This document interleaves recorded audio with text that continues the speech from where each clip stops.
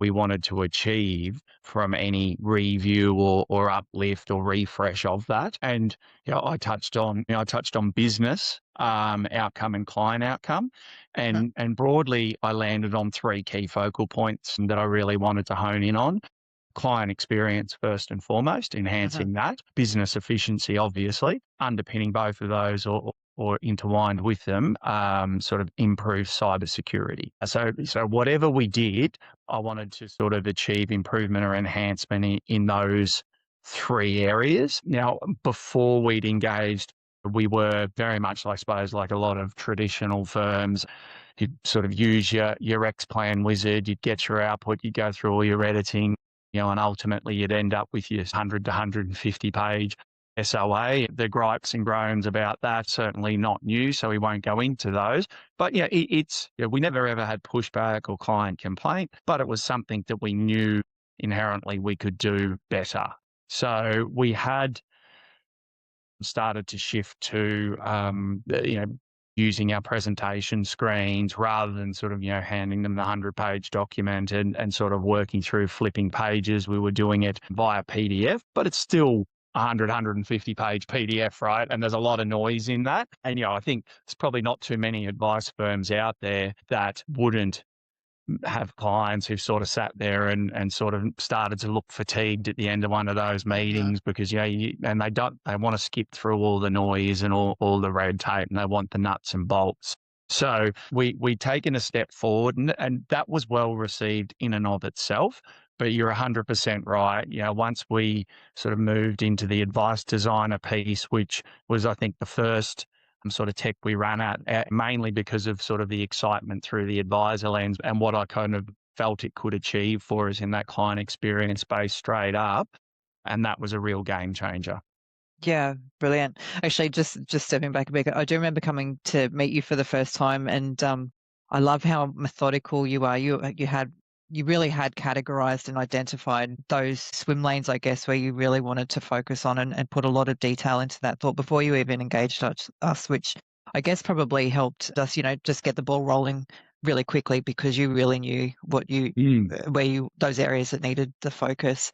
So even with Advice Designer, obviously, we love it. Spinura's product, simple to use, all those sorts of things. But that in and of itself was change management, right, for your team. You still had to get everybody on board. We still had to sort of get some beta testing going and get a few clients in there and tweak some bits and pieces and all of those sorts of things. How did the team, or how are the team going now with Advice Designer versus, where they first started?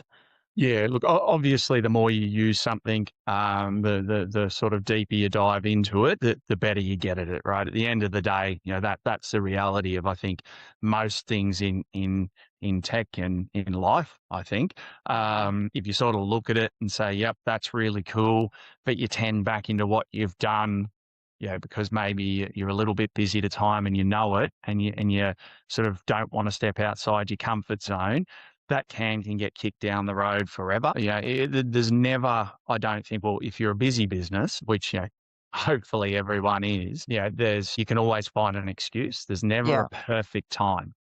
So, we had, as you know, we were looking at it sort of at the start of the year. We did the setup work, and I will say that was fantastic. Dipple and the team, really got in hands on, and assisted with that. So it was great. It wasn't just you're in the deep end, find your own way, which some providers can be. So that was fantastic in and of itself. But in terms of the team, I had advisors who'd seen particularly that digital SOA, which, as I mentioned before, it's a game changer. It's fantastic. Sort of the interactivity with clients, being able to scale projections and things like that real time with them in a meeting. It's fantastic. So I had them on the one side saying, let's go, we want this. The quicker we can get to that, the quicker we're away from this sort of cumbersome document. But then we had the back end. And as I've mentioned, we're a mixture of on and offshore. So we have Mhm. in-house paraplanning, but we also have outsourced paraplanning for overflow. Yeah, we had to get both sides of that equation across the functionality, how it works. There are some differences, but ultimately, they are positive. The outcome has really been fantastic. But yeah, like we had a real spike in kind of new business workflow at around that time. So at some point, you really need to rip the band-aid. There is one other element I'll add to that, which was a luxury for me in this firm, I suppose, and that goes to more broader tech implementation that we'll touch on, and that's having a kind of key person or a champion or a project owner. And I have an advisor who was in my in-house paraplanning team who's progressed into advice. And so he had that kind of excitement through the advisor lens, but also the experience in the actual plan preparation.